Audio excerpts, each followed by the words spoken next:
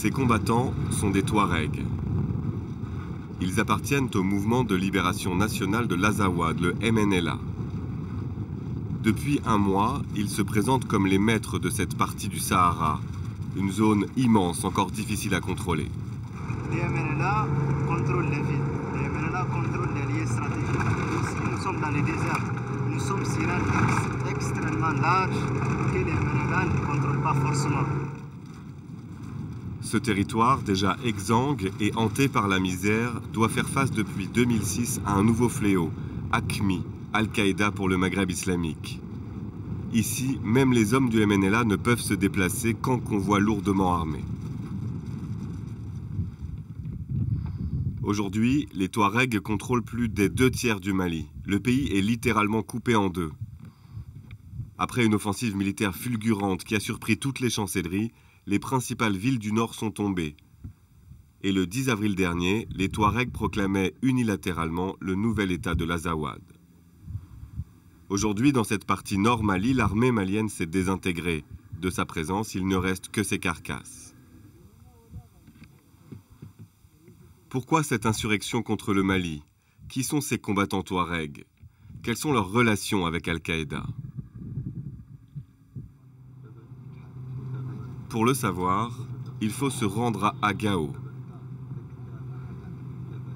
Adossé au fleuve Niger, c'est la capitale du nouvel État. À première vue, contrôlée par le MNLA. Ce jour-là, les Touaregs finissent de faire disparaître les dernières traces de la présence malienne. À chaque entrée de la ville, ce sont aussi les hommes du MNLA qui contrôlent les checkpoints. À leur tête, le colonel Hassan Mehdi. Il a déserté l'armée malienne fin 2011 pour rejoindre la rébellion.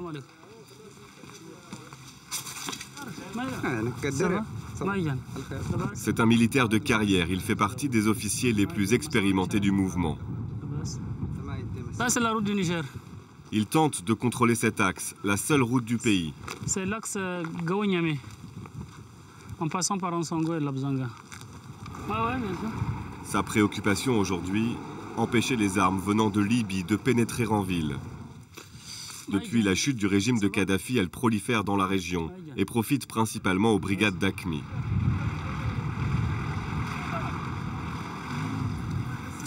Il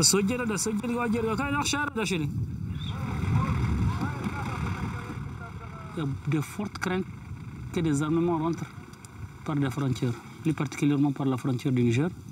Parce que comme je vous l'ai dit, on a toujours vécu pas mal de problèmes, des milices, pas mal de problèmes, de groupements armés qui ont toujours créé une psychose, qui ont toujours créé des problèmes. Donc nous essayons aujourd'hui de mettre fin à ça. Si aux abords de Gao, ces soldats peuvent boire du thé tranquillement, en centre-ville, la situation est dangereuse. Certains quartiers sont truffés de groupes islamistes, dont Al-Qaïda. Et pour nous les montrer, le MNLA nous escorte.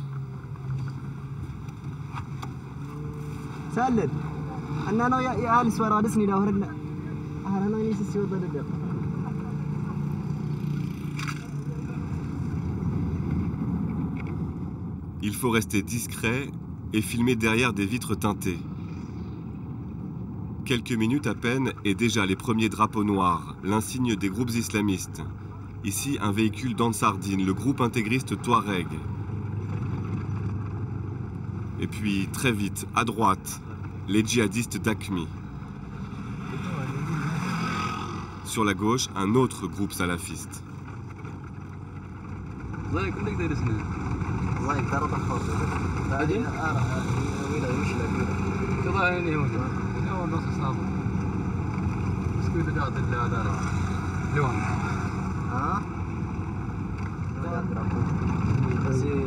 C'est vous ça? C'est pour les MNLA. Si le MNLA reste encore la force dominante, grâce au matériel pris à l'armée malienne, comme ce blindé, à chaque déplacement, il constate que les islamistes sont de plus en plus nombreux.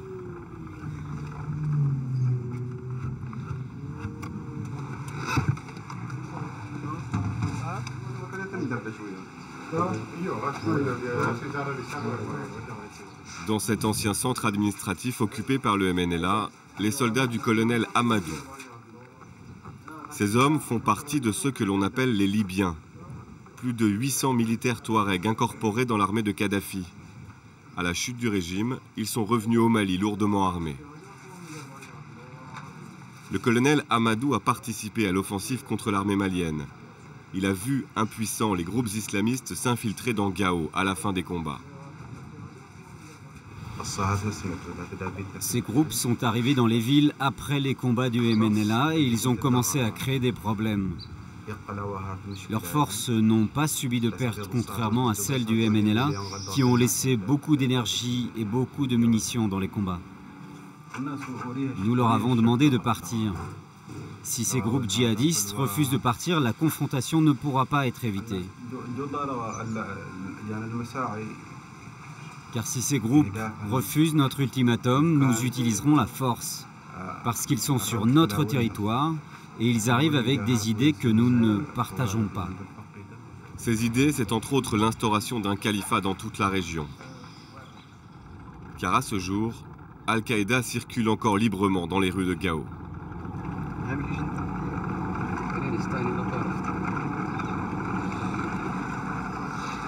Face à la menace de ces groupes islamistes, le MNLA s'organise. Ce jour-là, dans le gouvernorat de Gao, les leaders ont convoqué les représentants de tous les partis et ethnies de l'Azawad. Al-Qaïda est bien entendu exclu de ces discussions.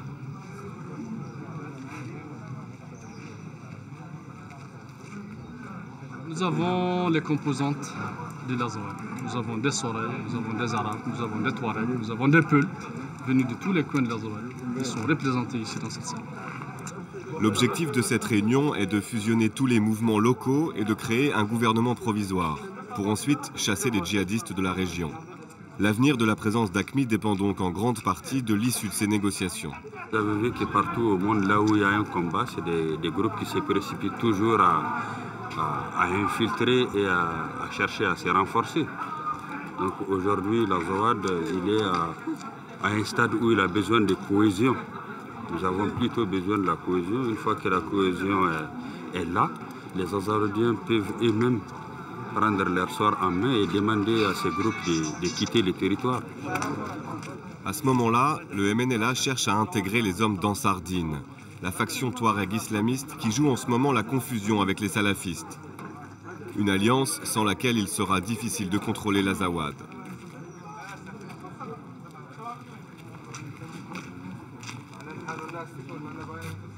Pour l'instant, le rempart contre l'islam radical, ce sont les femmes. Elles veulent leur place dans le futur gouvernement et sont venues de tout l'Azawad pour le dire.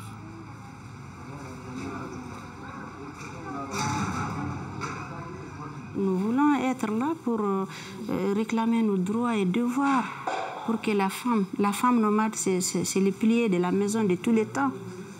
À plus forte raison aujourd'hui, quand un gouvernement veut être là, imposer, éduquer, parler, sortir de l'enceinte en gardant notre tradition. On veut parler des mariages précoces, par exemple, on veut parler des multiples divorces. On est prête si on ne nous met pas, si on n'a pas nos droits et devoirs, si on n'a pas été appliqué dans ce système de santé, on va prendre les armes, on va se rebeller nous aussi pour imposer notre présence. À côté, les négociations vont encore durer pendant plusieurs jours. Aujourd'hui, sans un consensus entre factions, le Nord Mali, rongé par l'islam radical et la menace des milices locales, pourrait à nouveau basculer dans le chaos. Pour comprendre comment la région en est arrivée là, il faut quitter Gao et s'enfoncer vers le cœur du pays touareg, dans le Sahara, terre ancestrale des hommes bleus. Ces éleveurs nomades, aujourd'hui combattants, sont en révolte depuis les années 60 contre le pouvoir central malien. Il faudra parcourir 300 km de pistes pour rejoindre le village d'Ali, rasé par l'armée malienne. Ce soldat est engagé depuis plus de 20 ans dans la rébellion.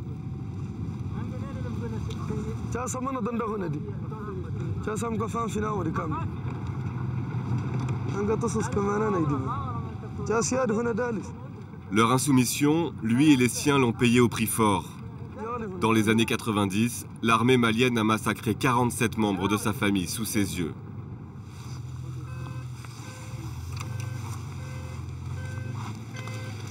Pour la première fois depuis la fin des combats, il revient sur les tombes de ses proches.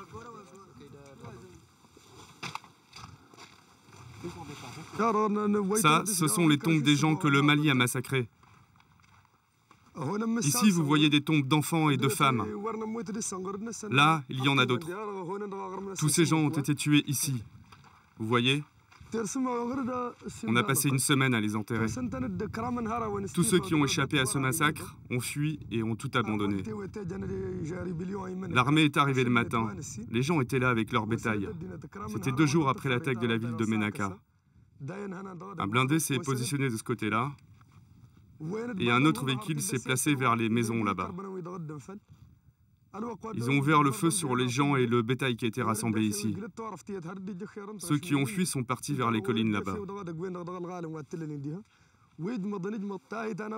Là, c'est la tombe de mon père, Mohamed. Et là-bas, c'est celle du chef du village. Mohamed, c'est mon père. Il s'appelle Mohamed. C'est mon père. L'empreinte que le Mali m'a laissée et qui m'a fait prendre les armes, c'est ça. Voilà ce que le Mali m'a laissé. Le massacre de ma famille. C'est pas seulement moi. C'est dans tout le peuple touareg. Maintenant, j'ai la tête haute. Et je laisserai plus jamais le Mali revenir ici.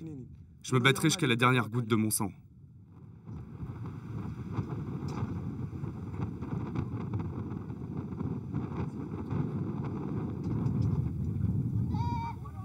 Les survivants ne sont jamais revenus dans le village.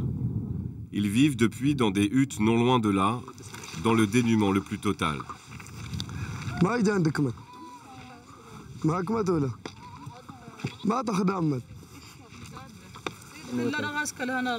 Rien n'a changé ici depuis 50 ans. Nous avons les mêmes difficultés, c'est même pire encore. L'élevage est difficile, le vent, le soleil, la soif. Le Mali n'a jamais rien fait pour nous. Avant, on avait une pompe à eau, mais l'armée malienne l'a détruite. On n'a jamais bénéficié d'aucune aide venant du Mali, même l'école. C'est nous qui l'avons installée sous les arbres. Le Mali n'a même pas pu construire des écoles pour nos enfants. Nos familles ont été tuées par le Mali, dans les maisons là-bas où on vivait avant. Ils sont enterrés dans le cimetière. C'est pour ça que les Touaregs se rebellent. C'est à cause de la colonisation malienne. Nous ne pouvons même pas vivre de nos terres.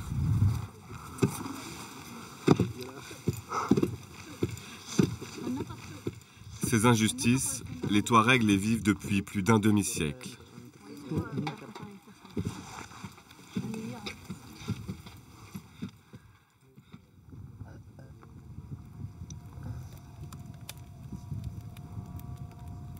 Des répressions sanglantes, loin des regards du monde.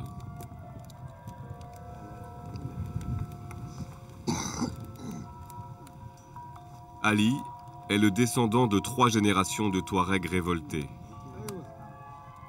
Une vie d'errance avec ses compagnons d'armes en plein Sahara.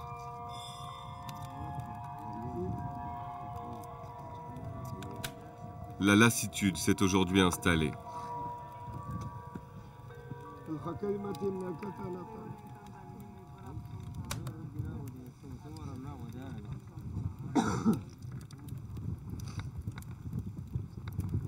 Malgré l'épuisement, chaque matin, ces hommes se forcent à redevenir des combattants.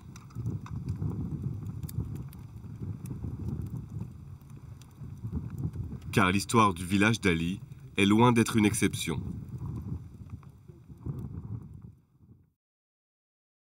À plusieurs centaines de kilomètres au nord, une vallée a été entièrement vidée de ses habitants.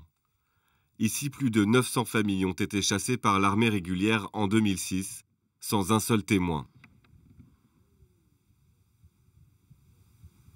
Depuis, les troupes maliennes qui occupaient ce fort construit par les Français pendant la colonisation en ont fait une zone militaire, interdite à tout civil.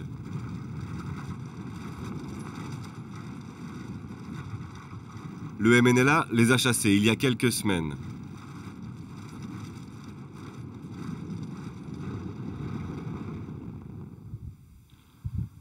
Pour la première fois, ces habitants peuvent revenir dans leur village et témoigner.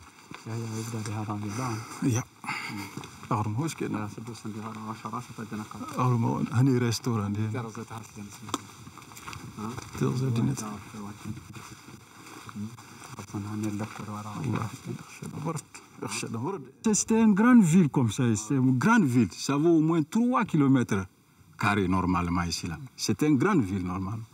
Mais ils sont cherché toutes les gens ici. Il y avait des boutiques, magasins, vidéoclubs, il y avait des gens ici. Il y avait beaucoup de gens qui étaient logés ici. Il y avait l'électricité très bien, tout était très bien ici. Oui. Donc,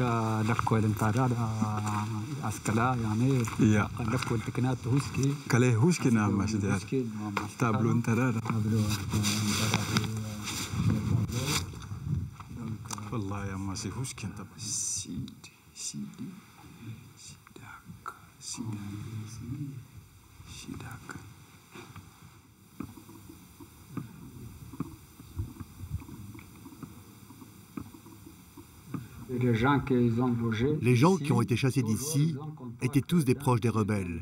Et c'est pour ça qu'ils s'en sont pris à eux. Ils n'ont pas réussi à attraper les rebelles, alors ils se sont vengés sur la population.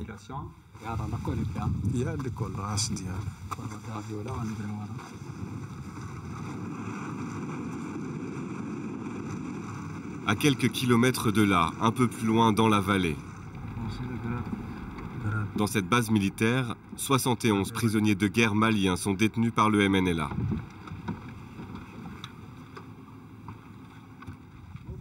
Le commandant de la région, Issa Ag Gali, nous présentera 10 d'entre eux. Ces officiers et soldats maliens ont été faits prisonniers lors des récents combats. Nous n'aurons pas la possibilité de nous entretenir avec eux sans la présence de leurs gardiens. Nous n'avons pas eu accès non plus à leur lieu de détention. Mais ces détenus nous ont semblé bien traités, même s'il est impossible de le vérifier. Et seul un officier de l'armée malienne capturé à Tessalit acceptera de nous parler. Nous prions le Tout-Puissant pour qu'il y ait entente entre les deux parties, c'est-à-dire que le gouvernement et les MNLA pour que tout se passe très bien, qu'enfin on puisse au moins se rejoindre nos familles. C'est notre souhait, c'est un souhait.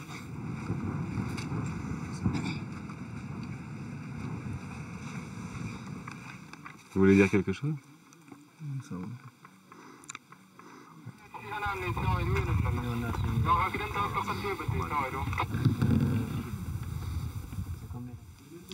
Aujourd'hui, on contrôle la situation. Notre seul problème est la prise en charge des prisonniers. On essaye tant bien que mal, avec nos moyens, de leur fournir ce dont ils ont besoin. Nourriture, médicaments, habits, mais ce n'est pas suffisant.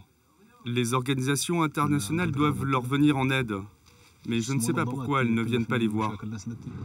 Dans toute la région, les combats de ces derniers mois ont aussi provoqué un important afflux de déplacés.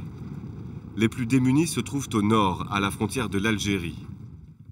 Pour s'y rendre, il faut longer le massif de Tirarar. C'est ici que sont implantées depuis 2008 les plus importantes bases d'Al-Qaïda pour le Maghreb islamique. C'est sans doute aussi là que les 9 otages occidentaux sont encore détenus.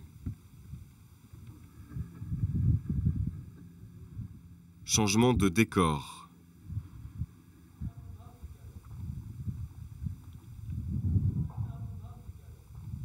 Changement d'atmosphère aussi. À chaque arrêt, Ali et les hommes de notre escorte sont sur leur garde. Ici, on est en pleine zone d'activité d'AQMI. Tout véhicule qui s'approcherait serait suspect. À la tête de ces hommes, Iknan, 25 ans, l'un des jeunes fondateurs du MNLA. Il est originaire du massif et en connaît chaque recoin. AQMI a dos des voitures, on ne sait pas là où il est présent. Ils ont aussi des gens qui sont placés un peu partout avec des téléphones satellites pour les renseigner, qui savent qu'on n'a pas de bonnes intentions envers eux. Ils savent qu'ils nous ont étouffés et qu'un jour on se réveillera contre cet étouffement pour dire non à AQMI. Iknan confirme que les djihadistes d'Al-Qaïda ont profité eux aussi de l'immense marché aux armes libyens. Fusils automatiques, lance-roquettes et même missiles sol-air. À ce jour, aucune décision n'a encore été prise par le MNLA de chasser AQMI, mais des accrochages ont parfois lieu. En fait, nous les évitons. Jusqu'à présent, on les évite. Mais il y a eu d'autres fois, il y a eu un frottement entre nous. On s'est rencontrés quelque part, on les a pris comme une armée étrangère. On les a attaqués, il y a eu un mort parmi leurs rangs. Toi, tu étais là? Oui, j'étais là pendant l'opération.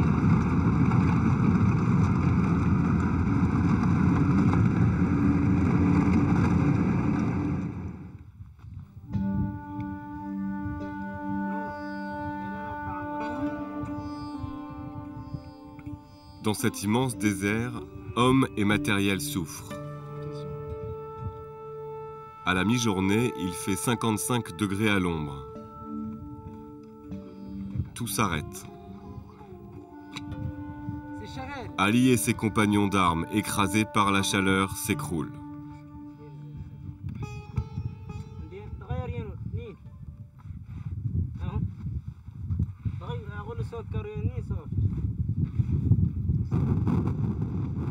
Quand le vent de sable se lève, la visibilité devient presque nulle. Impossible pour les guetteurs de voir les véhicules s'approcher. Il faut se remettre en chemin et traverser cette zone le plus vite possible.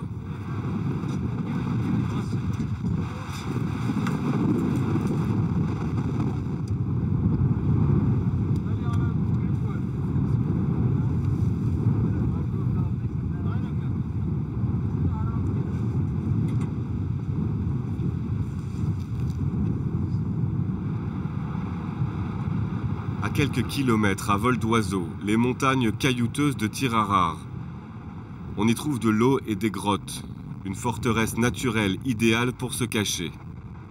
Avant d'être utilisée par AQMI, elle a servi jusqu'en 2008 de sanctuaire aux rebelles Touaregs. Les Américains, avec l'aide des Maliens, avaient tenté d'installer à proximité une base pour lutter contre le terrorisme. Elle a été pulvérisée par AQMI. Voilà la base qui a été détruite par AQMI il y a quelques mois. Elle a été sautée par AQMI qui ne voulait pas qu'elle soit construite. C'est une base arrière des Américains et les Maliens qui voulaient utiliser ça comme une place d'atterrissage d'hélicoptères. Ils ont détruit ça, tu vois, les maisons sont sautées, tout est détruit là-bas. Et le fait qu'AQMI utilise les bases historiques de la rébellion, ça te fait quoi, toi? C'est vraiment une chose qui a sali l'histoire de cette région, oui. De ces bases, par exemple, historiques. Tu ne peux plus écrire l'histoire de ces bases sans évoquer la question d'AQMI qui était basée à l'intérieur de ces bases. C'est ça pour moi. C'est ça qui me dérange.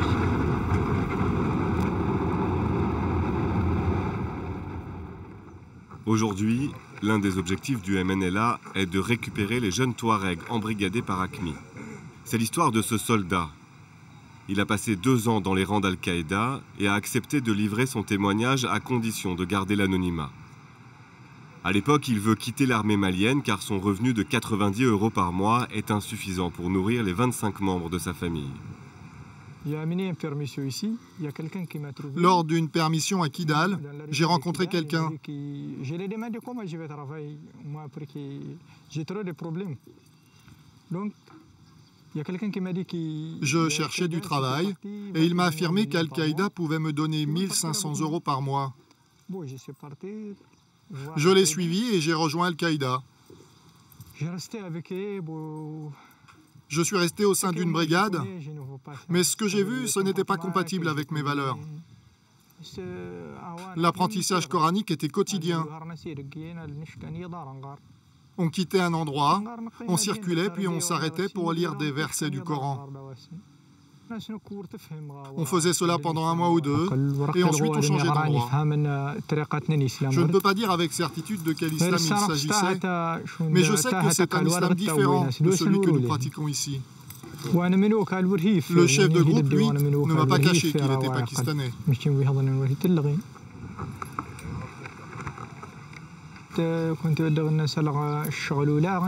Nous passions dans des campements pour inviter les gens à nous rejoindre, pour faire du prosélytisme. Nous leur parlions de la nécessité d'être respectueux du message de la religion. Moi, je pense qu'Al-Qaïda se renforce à cause de la pauvreté qu'il y a ici. Si l'on avait donné la possibilité à tous ceux qui sont ici d'avoir des projets et de travailler, beaucoup n'auraient pas été tentés d'intégrer les rangs d'AQMI. Et AQMI serait parti.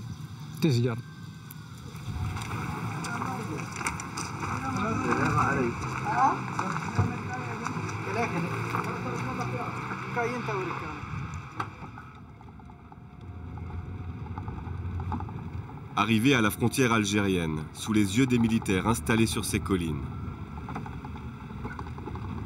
Sur le bord de la piste, le regard est attrapé par des dizaines de monticules de terre signalés par des cailloux. Un cimetière à ciel ouvert.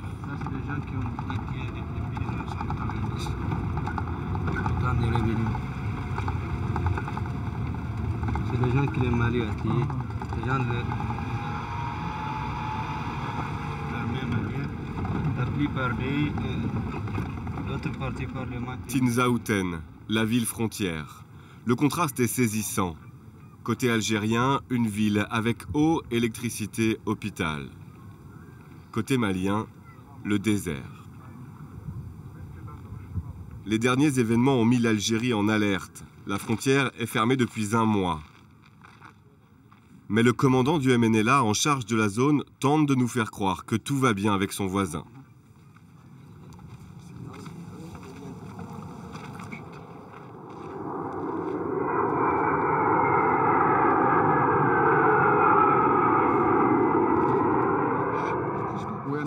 Nos relations avec l'Algérie sont bonnes.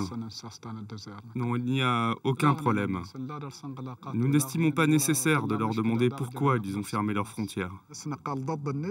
Et pourtant, en moins de 10 minutes, les jets algériens violeront à 2 reprises l'espace aérien du Mali.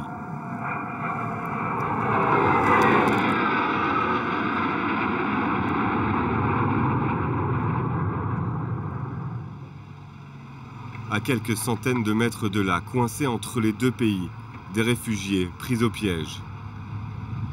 L'hôpital, la citerne d'eau de la ville leur sont inaccessibles.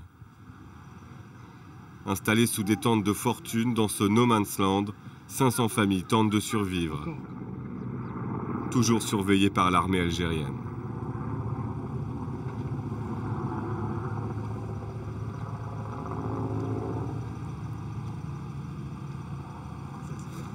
Sada, avec ses 6 enfants, a quitté Kidal il y a 2 mois. Elle témoigne sous couvert d'anonymat de ses conditions de vie.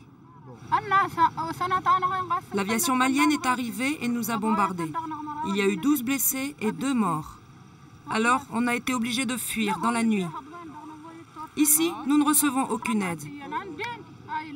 En 2 mois, on n'a reçu que quelques tomates et quelques sachets de farine de semoule. Depuis, plus rien.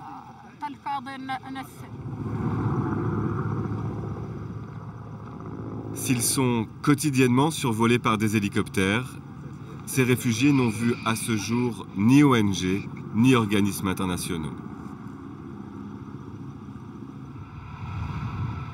Et l'Algérie, la seule puissance régionale sans laquelle rien ne peut se faire ici, reste étonnamment silencieuse.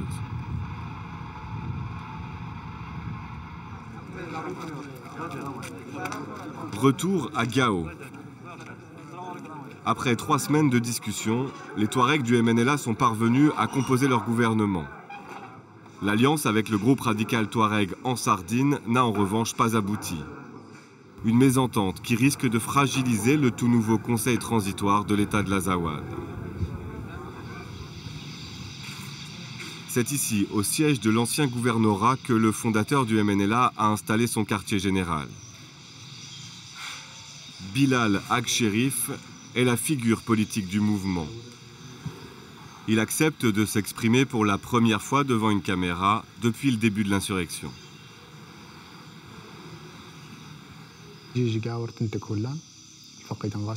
Avant le début des opérations militaires, nous cherchions déjà à nous unir avec Ansardine.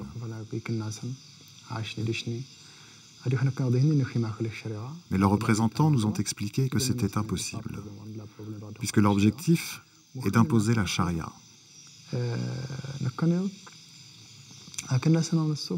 Nous leur avons dit que sans être opposés à la charia, notre priorité était l'indépendance de l'Azawad. Nous avons ajouté que ce n'est qu'une fois l'indépendance obtenue que nous laisserions le peuple décider. Nous ne voulons rien imposer au peuple, ni la charia, ni la démocratie. Et c'est pour cette raison qu'à ce jour, nous n'avons pas encore trouvé d'accord. Bilal incarne une génération d'intellectuels touaregs formés à l'étranger. C'est lui qui a ressuscité le mouvement en 2010. Le MNLA a commencé sa conquête sans moyens. Il atteindra son but même sans moyens. Aujourd'hui, le premier objectif est atteint. Chasser le Mali de l'Azawad. Le second objectif est de sécuriser l'Azawad et de le développer. Il est nécessaire de faire revenir les Azawadiens, les réfugiés, tous ceux qui ont été chassés. Tous ces gens dans les camps de réfugiés n'ont à ce jour reçu aucune aide. Je le répète, nous espérons parvenir à nos objectifs avec ou sans aide. Mais la communauté internationale a une responsabilité, en particulier celle de venir en aide à ces populations-là. Et c'est maintenant ou jamais.